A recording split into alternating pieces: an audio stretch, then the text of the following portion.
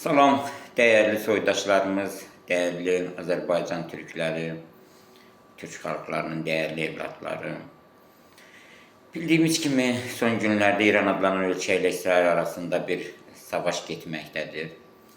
Bu savaşta kimin haqlı, kimin haqsız olmasını bir tərəfə qoyaraq, burada yaşayan, yani İran adlanan ölkədə yaşayan ən azı bir 40-50 milyonluq vətəndaşımızın taleyi bizi çox maraqlandırır.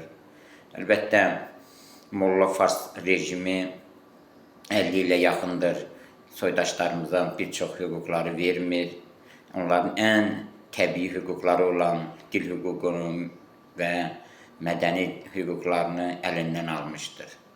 İndiki şəraitdə İsraildə bu müharibəyə görə özünə haqq qazandırılmağa çalışır. Eləcə də İran adlanan ölkədə eyni siyasət aparır. Ancaq bizim üçün önəmli olan buradakı türk xalqlarının vəziyyətidir. Yəni buradakı İran adlanan ölkədəki insanlarımız, soydaşlarımız, ülkədaşlarımız bizim üçün çox önəmlidir. Onların bu günü və gələcəyi bizim üçün çox önəmlidir. Ona görə də biz ancaq və ancaq buradakı soydaşlarımıza sahib çıxmaq istəyirik. Bizim əsas məqsədimiz buradakı soydaşlarımızın heç bir halda zərər görməməsi. Bu müharibənin sonucu yəni bizim vətəndaşlarımız üçün faciələrə gətirib çıxartmasın. Əlbəttə, əsas məqsədimiz bizim bəllidir. Bizim məqsədimiz Azərbaycan xalqının, Azərbaycan türklərinin bu bölgədə də öz haqq və hüquqlarını bərpa etməsidir. Ancaq İran adlanan ölkə bu savaşı başqa yerlərə yönləndirir və mahiyyəti dəyişməyə çalışır. Ancaq nə olursa olsun, əsas məsələ biz məhz soydaşlarımızın, türklərin, Azərbaycan türklərinin haqlarının bərpa olunmasıdır.